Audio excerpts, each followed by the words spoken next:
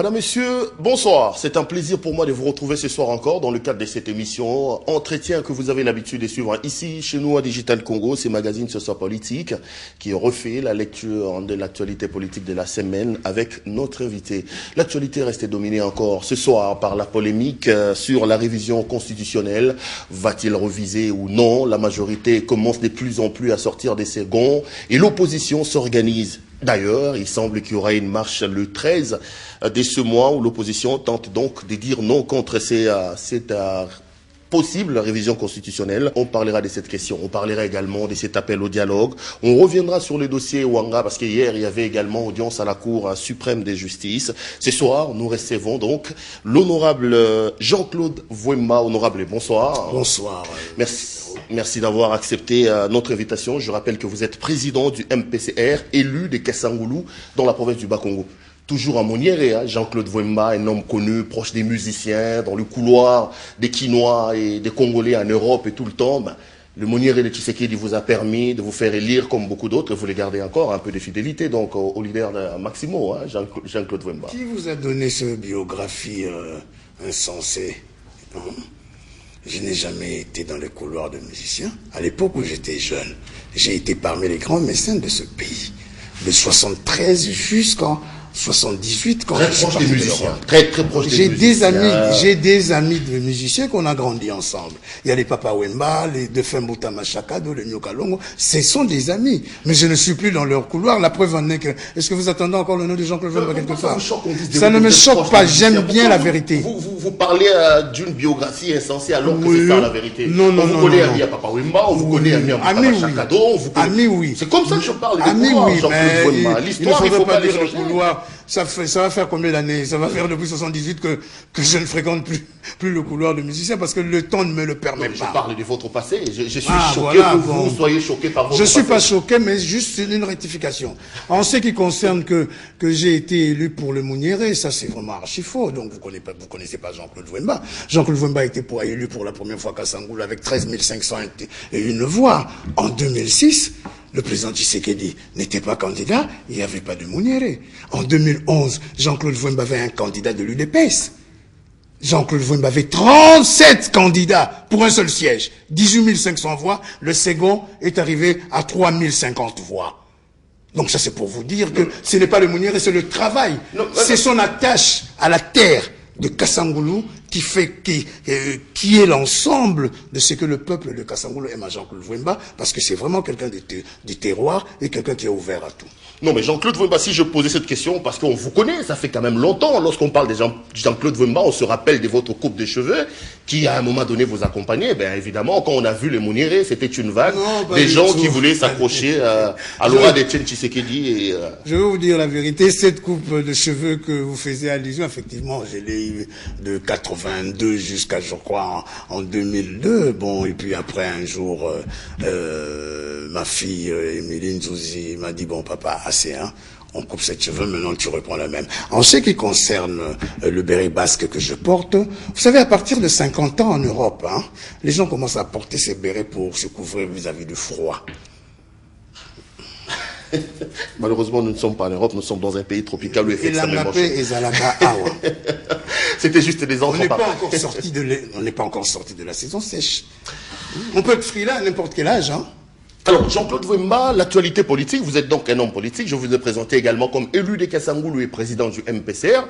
L'actualité politique reste dominée par ces soubresauts de la révision constitutionnelle. On sait que la majorité est sortie de ses gonds.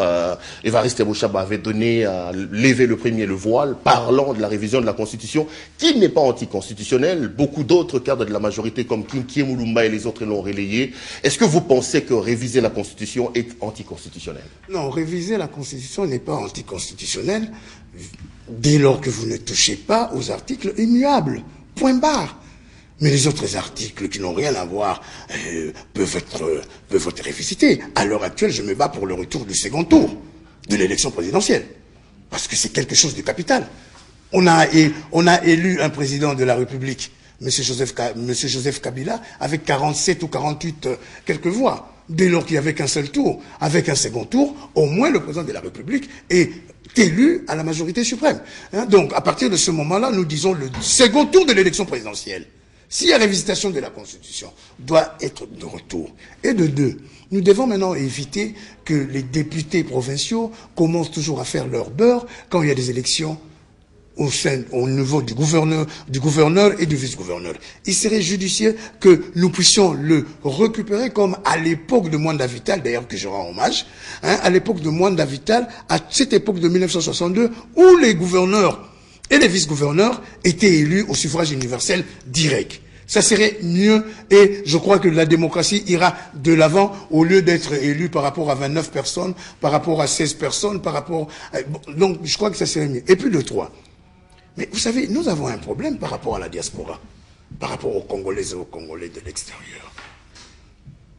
Parce que ce sont des gens qui doivent nécessairement faire partie prenante de tout le mouvement de notre pays. Or, ils sont exclus en ce qui concerne les élections. C'est pour cela, il faudrait que, s'il y a révisitation bien sûr, et puis il y aura forcing par rapport à la loi électorale, dans tous les pays du monde, là où il y a plus de 3500 Congolais et Congolais, les capitales de ce pays doivent, et les bureaux des ambassades de ce pays doivent être le centre d'enrôlement et le bureau de vote. Tout simplement pour que un jour, nous ne puissions plus revivre l'affaire Laurent Désiré Kabila qui est venu, qui n'en avait rien à cirer de la conférence nationale souveraine de tout ce qui se passe et il est venu installer ça. Donc nous ne pouvons plus reculer en arrière. C'est pour cela il serait grand temps que la CENI puisse déjà commencer à le travailler afin que les gens qui sont en France, en Belgique, au Tchad, au Congo-Brazzaville, non, là, on n'est plus beaucoup, enfin, il reste plus grand-chose. Donc, à partir de ce moment, les Congolais et les Congolaises seront déjà partie prenante de ce qui se passe dans notre pays, comme font d'autres pays d'Afrique, d'Asie ou d'Océanie. Et ensuite, il est grand temps que nous cessons l'hypocrisie. Vous savez, hier soir, je suivais une émission sur Radio Okapi, là où il y avait des experts congolais par rapport à la crise Ebola. Et il y a un grand chercheur congolais qui vient de recevoir même un prix en ce qui concerne toutes ces histoires de vaccins-là. Mais il ne peut pas rentrer chez lui parce qu'il trouve aberrant de payer 150 € pour avoir un visa et en plus on lui exige une attestation d'hébergement. Quelqu'un qui est né sur 80 avenue India Lodja dans la commune de Dendal, et qu'on lui demande une adresse pour qu'on puisse... Vous voulez parler de la libération des doubles nationalités. Donc il faudrait que maintenant que, j'espère en rentrant en cette session, si nous allons rentrer, parce qu'il y a aussi un autre problème par rapport à cela, que vraiment tous ces dossiers-là ne puissent être vraiment associés. Non, mais quand vous parlez de... Vous comprenez la révision de la Constitution, mais vous parlez des articles qu'on ne doit pas toucher. Mais c'est l'article 220, si vous voulez. Oui, M. Kabila vient d'effectuer 2 mandats, selon la Constitution. Le président de la République au Congo n'a droit qu'à 2 mandats. Donc, à partir de cela, on peut tout révisiter, mais l'article... Mais à la législature dernière, en 2010, on a bien révisité la Constitution, non? Quand on a enlevé le 2e tour. Non, donc, à partir de ce moment, moi, je parle des articles immuables. Donc, vous parlez de l'article 220 notamment, mais vous sautez l'article 218, qui donne également, c'est d'ailleurs ça l'argumentaire de la majorité, qui donne les conditions à travers lesquelles on peut révisiter la Constitution. L'article 218 vient avant 220, justement. C'est que je trouve, enfin, excusez-moi, ce que je trouve anormal, pour 2 ou 3 ou 4 personnes, qu'on puisse refaire une révisitation constitutionnelle. Mais elle va profiter à quel peuple?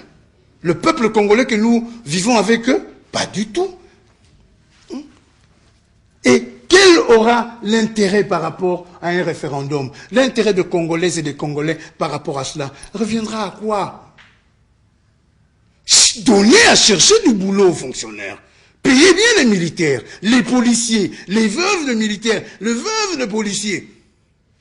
Par rapport à cet argent que vous voulez sortir, vous l'avez du mal pour organiser des élections, mais vous voulez par contre visiter. Et puis, moi je me pose des questions, sincèrement. Okay. Monsieur Perrault, vous savez, ça m'arrive de suivre la télévision, d'écouter les émissions, mais il n'y a pas des matières grises qui manquent au PPRD. Il y a des gens qui peuvent très bien, je dis très bien, être candidat président de la République. Vous faisiez allusion tout à l'heure au professeur, au président Évariste Bochab. Mais pourquoi pas? Mais je me pose des questions quand je vois les Olivier Kamitatou, quand je vois les... enfin, je sais pas. Il y en a. Les Kikayabin Karoubi, quand je vois les Loumanou, enfin bref, même quand je vois Moïse Katumbi, le gouverneur, je me pose la question, ils en ont pour être candidat président de la République. Pourquoi seulement les gens veulent s'étioler derrière M. Kabila pour qu'il puisse être réélu ou bien avoir n'importe quel autre truc? Alors, à partir de ce moment-là, nous disons clairement, l'article 220 ne peut pas être... Parce que, M. Perron, moi j'ai compris une chose. En 2007, nous avons un collègue qui s'appelait l'honorable Kalala Tchibangu. Un grand avocat sur cette place, un grand professeur. C'est lui qui a commencé cette affaire de vouloir la révisitation constitutionnelle. Je vous lis en 2007. Le président de la République, M. Kabila, est arrivé pour son adresse à la nation le 6 décembre 2007. Le président Kabila, dans son adresse, dit ceci. Il n'est en aucun cas pour qu'on touche à la Constitution parce qu'elle est sacrée. Ça fait 7 ans. J'y arrive. Les choses ont évolué. J'y arrive. Au mois de juin 2012, 6 mois après son entrée en fonction, il reçoit vos collègues de la presse internationale. Il leur dit, je donne ma parole d'honneur d'officier supérieur des FARDC, de chef suprême des FARDC, que je ne revisiterai pas la Constitution, je ne briguerai pas un 3e mandat. Ça, c'est M. Kabila qui le dit. 2 ans. Et puis, vous voulez faire allusion à 2 ans. Mais on ne peut pas conduire un pays au coup par coup. Non, mais Jean-Claude Vemba, ce qui nous surprend dans cette affaire, c'est que je sois devant vous, mon invité de ce soir, vous êtes en train de défendre une constitution que vous avez massacrée justement en 2006. C'est ça ce que les gens de la majorité disent. C'est nous qui vous avions fait voter cette constitution. Mais aujourd'hui, on se rend compte qu'il y a eu des défaillances. Vous ne devez qu'applaudir parce que rappelez-vous, en 2006, vous étiez contre. Et puis en plus, c'est une constitution des belligérances. Aujourd'hui, le pays a retrouvé sa paix. Les gens qui ont mis en place la constitution vous demandent de les réviser, Jean-Claude Vemba. Où est le problème? Monsieur Perrault, ne me fais pas rentrer dans cela. En ce qui concerne le référendum de 2006, j'ai été contre. Cette constitution, j'ai d'ailleurs demandé au peuple congolais de le voter contre parce que ça ne reflétait pas les us et coutumes de notre pays. C'était une constitution bâclée par Louis Michel à travers certains de ses aficionados, à l'université de Liège. Vous êtes venus nous l'imposer. Nous avons battu contre.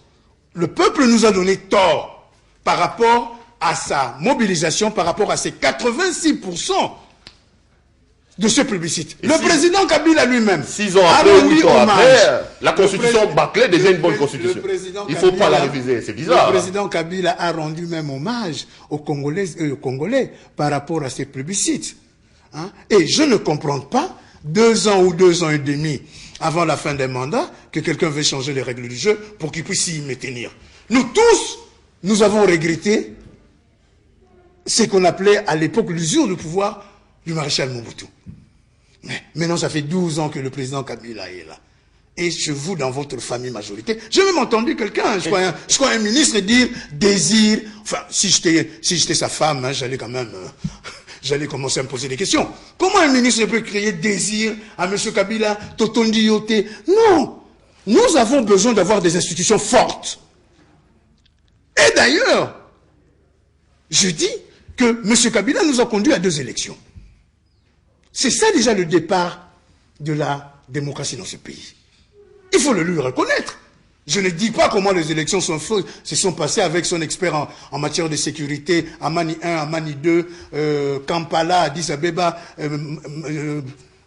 Apollinaire Malou de son État. Je dis tout simplement, nous n'avons plus besoin de reculer. Bâclée d'il y a 8 ans et aujourd'hui, bon, il faut pas la retoucher, c'est ça. Je viens de lire le ministre de l'Intérieur, Mouye, j'étais à Manono, au village de M. Kabila, quand il a posé la question pour le référendum pour changer la Constitution. Il a eu un nom d'office. Moi, ainsi que certains de mes amis, Jean-Lucien Boussa, Franck Diongo, tous nos amis qui sont avec nous, et Ouanga, je crois qu'il sortira demain, nous pouvons être des observateurs que M. Kabila désigne un institut de sondage arrivé à Manono pour qu'il puisse demander à la population si la population veut la révisitation constitutionnelle. Si le peuple accepte cette révision constitutionnelle, nous en parlerons. Vous m'inviterez, M. Perron. Jean-Claude Vouemba, me signale à l'oreillette qu'il y a un téléspectateur qui demande que par respect aux téléspectateurs, si vous pouvez enlever votre chapeau, si ça vous dérange pas, donc... Je dois vous dire la vérité, je ne me suis pas coiffé, alors j'ai beaucoup de cheveux, je préfère mieux passer assez convenablement pour que mes enfants, certains de mes parents ne me disent pas pourquoi vous êtes allé là-bas avec beaucoup de chevelure.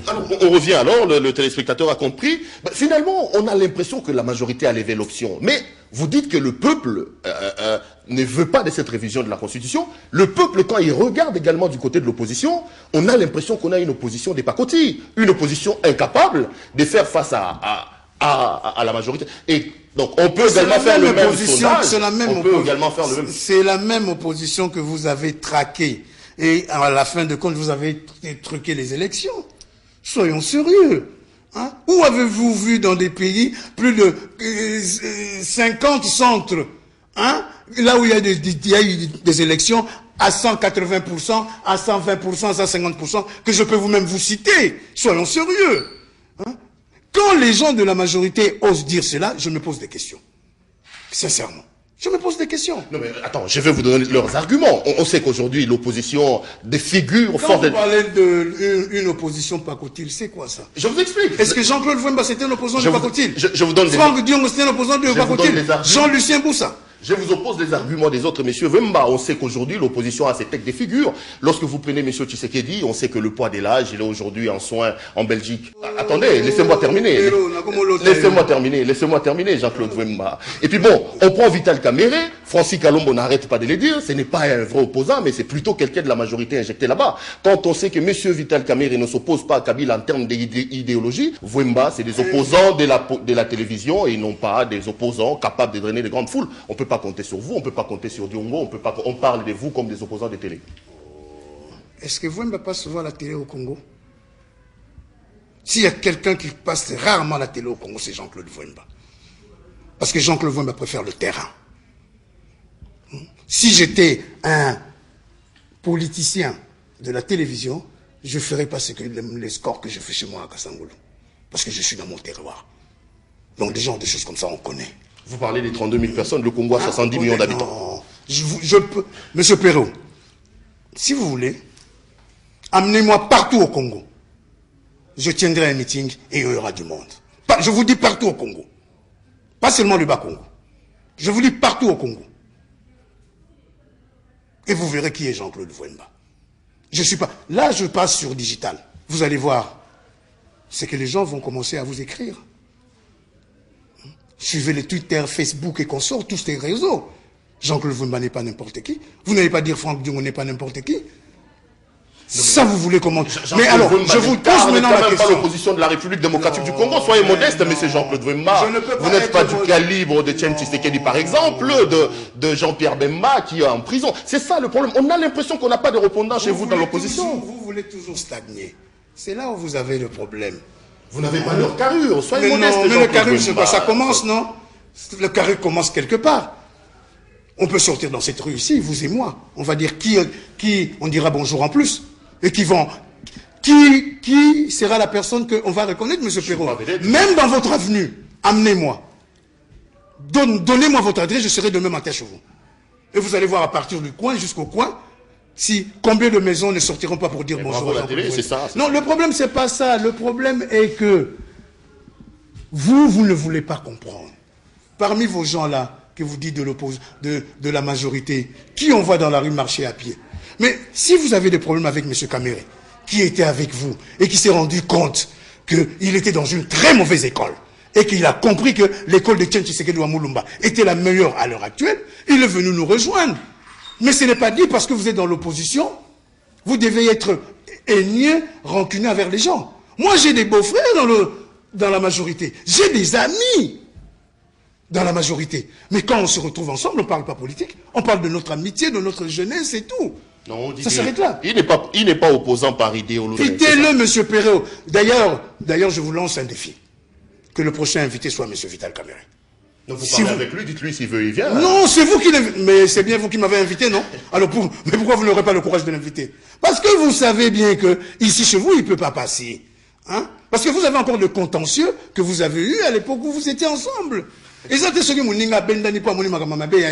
vous commencez à vouloir le dénigrer. Vital Kamerhe a été quand même un grand monsieur. Vital Kamerhe a rehaussé l'Assemblée nationale de notre pays. Vital Kamerhe a resserré la solidarité à l'époque où il était président de l'Assemblée nationale de ce pays. Donc ce n'est pas rien. Même si à l'époque il était dans la majorité, c'est un grand monsieur. Mais pourquoi vous l'empêchez de sillonner le Congo? Chaque fois qu'il est à Goma, Bukavu, il y a des tirs. Or, ces tirs-là, nous avons besoin que vous les envoyez en face. Des gens qui viennent nous tuer. C'est ça le problème avec vous. Quand les gens veulent dire la vérité aux Congolaises et aux Congolais, vous commencez à minimiser qui est Vouemba. Vouemba a eu 36 candidats à Kassangoul, un seul siège. Donc 35 que M. Kabila a télécommandé. Donc à partir de ce moment-là, respectez les gens. Parce que, M. Perrault, ce que nous disons sur la... Ça, c'est rien. Il n'y aura pas de révisitation constitutionnelle. Les gens qui attendent que M. Kabila rempile pour qu'il puisse continuer à travailler, mais qu'ils gardent leur calme.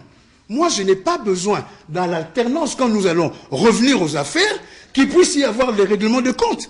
Je n'en veux pas. Je n'en veux pas. Je veux que toute personne qui a bien travaillé, qui reste là. Point barre. Donc, nous n'avons pas de compte à rendre. Et c'est pour cela que nous voulons la sécurisation d'avant, pendant et après les élections. Jean-Claude Vouemba, toujours dans le cadre des stratégies, l'opposition tente à organiser une marche déjà pour ce samedi. Nous ne tentons pas. Nous organisons une marche le samedi 13 de la gare centrale à la place Victoire. Nous avons informé l'autorité urbaine. Donc il ne faut pas dire tenter, ça voudrait dire quoi? On va en parler, vous me laissez peut-être le temps de terminer le premier chapitre dans lequel j'étais, parce que vous également, on dit de vous que vous êtes opposant la journée, alors que la nuit, on vous retrouve dans les mangeoires, un grand ami aux gens de la majorité. C'est comme ça qu'on doute également de votre stature d'opposant, c'est tout à fait normal. Hein, vous savez, on laisse libre choix à qui de penser à vous comme... Mais est-ce que vous avez déjà entendu Jean-Claude Vouemba changer quoi que ce soit de ses convictions depuis que je suis député? Mais qui est ces gens-là qui peuvent dire mangeoire? Mais le mangeoire, c'est quoi? Moi, je mets tout le monde à défi. Que quelqu'un qui est venu donner ne fût-ce que 1 000 $ à Jean-Claude Vouemba prenait position pour tel sujet. On sait que c'est l'argent, vous les prenez sans signer, ça ne signe pas, il n'y a pas de preuve. Non, je ne parle pas de signer, Je vous dis que quelqu'un qui vient dire Jean-Claude Vouemba, je vous ai donné de l'argent pour que vous puissiez accepter que l'article 220 soit amendé dans la Constitution. Vous ne trouverez pas. Jean-Claude Vouemba, c'est un Mukongo. Il est réservé en tout. J'ai les Bissimbi, j'ai les Bankoulou qui sont avec moi. Moindre mauvaise fréquentation, je laisse tomber. Ah bon? Vous aimez beaucoup ces histoires de fétiches, hein? C'est d'ailleurs pour ça qu'on vous a vu de temps en temps derrière les Mwandansemi qui vous alimentait. Non, on n'est pas derrière, à côté. On était des députés. Et vous alimentez de temps en temps en fétiche, mais aux dernières nouvelles, vous n'êtes plus en parfum des bonnes odeurs entre vous deux. Bon, ça arrive entre les Nécos. Bon, vous savez, chez vous aussi, dans la majorité, il y a beaucoup de gens qui ne sont plus en odeur de sainteté avec M. Kabila, avec tout ce qui s'est passé à Mangakati. Enfin bref, c'était un endroit que je retiens jamais le nom. Et nous avons suivi les verbatims, nous avons tout suivi. Non, mais vous savez, à un moment... Faites attention à vous opposer à votre goulou, Jean-Pierre, parce que là, les fétiches rentrent à l'intérieur, j'ai craint beaucoup pour vous. C'est une parenthèse. Non. Je n'ai aucun problème avec l'honorable Nemwandase Milongi à Congo, mais les orientations politiques sont celles qu'il est. Bon, à l'époque, on était aussi liés parce qu'il était candidat, il était député du Bas-Congo. Bon, maintenant qu'il est député de Kinshasa, vous savez, bon, on se rencontre très rarement, mais on n'a aucun problème avec... Alors, on va parler de votre marche. Finalement, c'est confirmé, vous organisez la marche le 13. Le problème avec vous, est-ce que vous avez reçu l'autorisation ou vous avez légalement écrit aux autorités que vous garantissez qu'il n'y aura pas de casse avec vous, avec vos marches? Vous savez, je ne comprends pas décidément ce pays. Nous n'avons qu'à informer l'autorité urbaine ou provinciale pour lui dire, sous le 8 jours, ce qui a été fait. Vous savez, quand nous voulons organiser le meeting Anjili à Sainte-Thérèse, nous sommes allés voir le gouverneur de la ville-province de Kinshasa, André Kimbuta, un meeting. Qui n'a pas récolté aussi les grandes affluences, les grands jours. Monsieur Perrault, je crois que le journalisme militant est très dangereux à cette période. Non, Jean-Claude Wimba, ne me traitez pas des militants parce que je pose des questions, répondez à mes questions. Si vous vous sentez coincé, répondez. Mais qu'est-ce que vous voulez dire par un meeting qui n'a pas réussi? Il y a eu 35 000 personnes. Un lundi, les grands patrons des sociétés de ce pays ont interdit à leurs collaborateurs de s'absenter. Même ceux qui étaient malades devaient se rendre. Ils ont dit tout d'abord, ils n'auront personne. Nous sommes allés voir M. André Kimbuta. Il nous a dit non, on nous a appris que vous allez casser les bus, vous allez faire ça, vous allez faire ça. On nous dit non. Nous voulons tenir notre manifestation et après nous sortons de là. Mais la seule chose, ne nous envoyez pas des policiers qui viennent pour perturber l'ordre, pour déranger nos militants et nos militants. Nous commençons à 11h. On termine à 16h. À 15h, pardon. Nous avons commencé à 12h et quelques, il y avait déjà assez de monde. Jusque quand nous avons terminé à 15h, j'étais le dernier leader à quitter la place Sainte-Thérèse. Il n'y avait rien. Pourquoi voulez-vous toujours, quand il y a une marche de l'opposition, commencer à dire qu'est-ce qu'ils vont faire, patata, ils vont détruire? Non, la marche, d'ailleurs, c'est même pas une marche par rapport à Kinshasa. J'ai lancé un appel à toutes les Congolaises et tous les Congolais, là où vous êtes, même si vous êtes à deux, marchez. Même si vous faites votre promenade. Dire non à la révision constitutionnelle. Dire non à la révisitation constitutionnelle, ça c'est de 1. Et surtout pas de 3e mandat pour M. Kabila. Parce qu'il vient d'en faire 2 de la Constitution. Il ne peut pas changer à 24 mois des élections. Et puis en plus que la sécurité revienne dans ce pays. Nous vivons dans l'insécurité la plus totale. Même dans cette ville de Kinshasa, les Koulouna sont de retour. À partir de ce moment, nous avons de quoi revendiquer. Kinshasa est plus sûr que Johannesburg, hein, j'y étais, en termes de criminalité. Vous reconnaissez quand même les efforts qui sont fournis. Kinshasa est plus sûr en termes de sécurité que Johannesburg. Quand bien pour le pays, Jean-Claude Wimba, c'est un républicain, il accepte. Quand ça ne va pas, Jean-Claude Wimba le dit. Et nous allons aussi marcher pour dénoncer ce qui est en train de se passer à l'heure actuelle à Kigali. Il y a eu une commission mixte, soi-disant, sur les frontières. La commission mixte a terminé à Goma, enfin à Gizeh-Goma. Et maintenant, pour aller travailler sur le sujet, on envoie ces délégations aller travailler à Kigali. Alors nous nous posons des questions.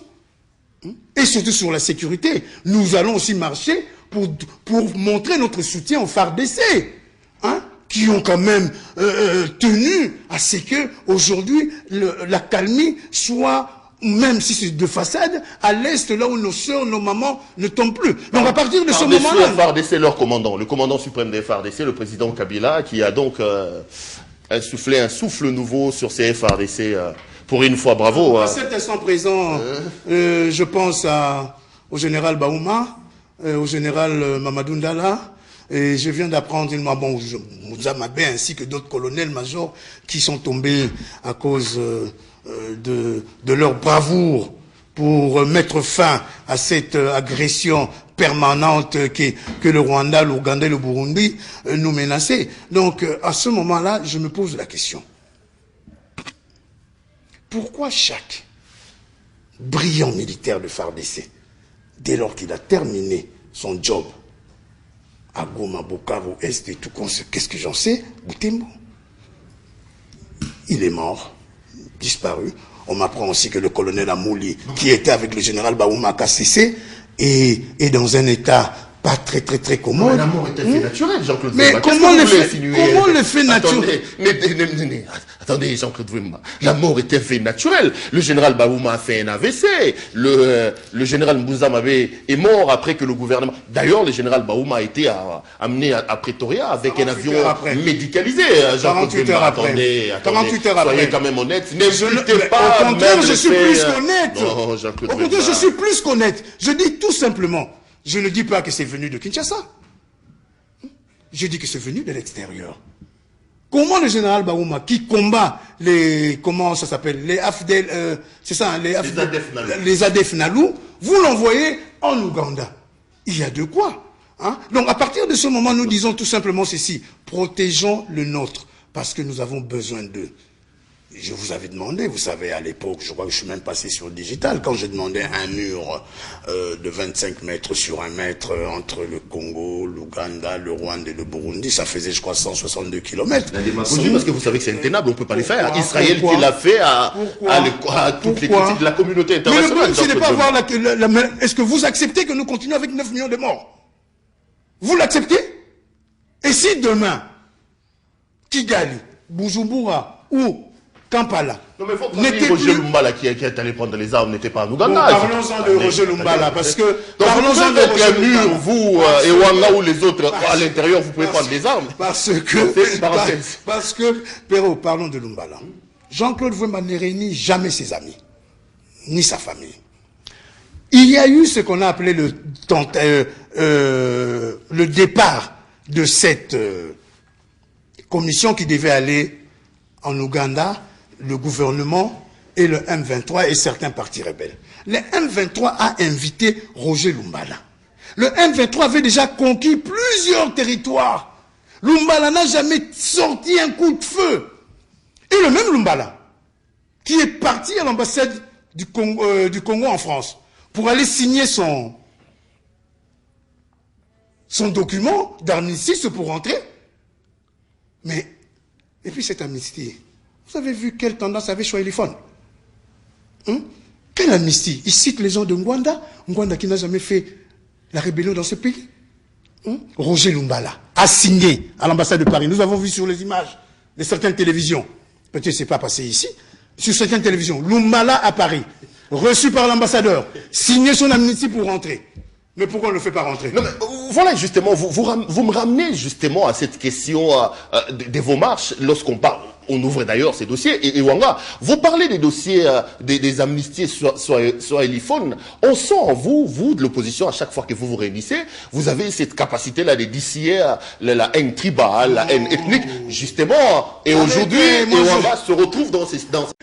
des gens qui l'ont invité, qui sont vos amis, qui sont ensemble avec nous ici au Parlement. Le CNDP est au Parlement. Le M23 n'est qu'une branche militaire du CNDP. Alors qu'est-ce que vous voulez? C'est pour autant que vous voulez également qu'on amnistie Jean-Claude Wanga, malgré son discours haineux, distillant la haine ethnique, en forçant le président de la République, Joseph Kabila Kabange. Je dois vous dire la vérité, j'étais à la tribune, avec tout le brouhaha là de 35 000 personnes.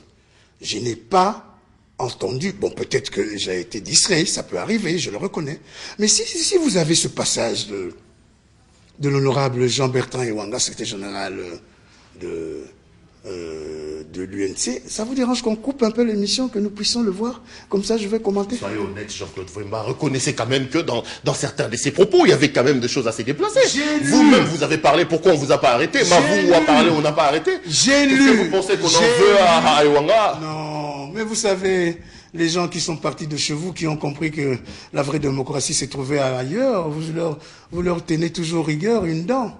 Ewanga, Kamere, et peut-être demain ça sera Claudel Lubaya. On vous connaît, on connaît la pratique.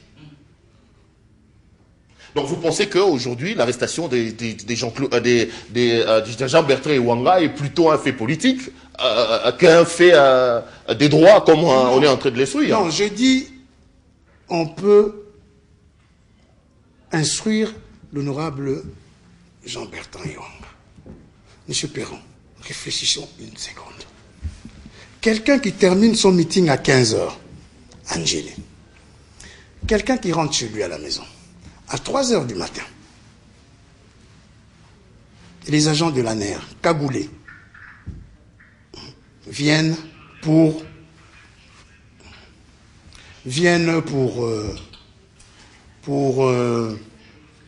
arrêter Ewanga à 3 h 20 du matin. Faisant la panique dans tout le quartier.